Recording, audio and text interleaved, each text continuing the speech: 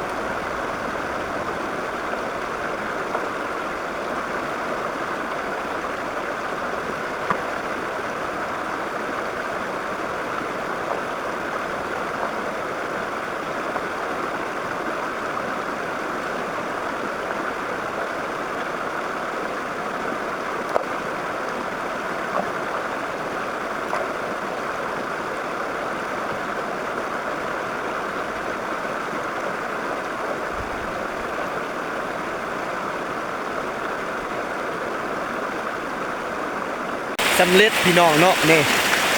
มันก็คือแนวนี้ทักธรรมชาติบ้านเฮายามหนาวแล้วพี่น้องเนาะต้องเลาะกลางซ้อนกลางไส้เพื่อได้กินปลาดุกปลาพันปลาบูปลาคามปลาจาดปลามอมปลาคิงปลาเผาปลาพี่เนาะนี่ถึกหมดทุกปลา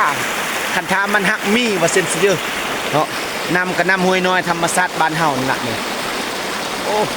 บรรยากาศดีพี่น้องเอาไปเบิ่งมืออื่นว่ามันสิถึกจักโตเนาะกลางปะไว้นี่เนาะเดี๋ยวนี้ก็ค่ำแล้วได้น้องเอา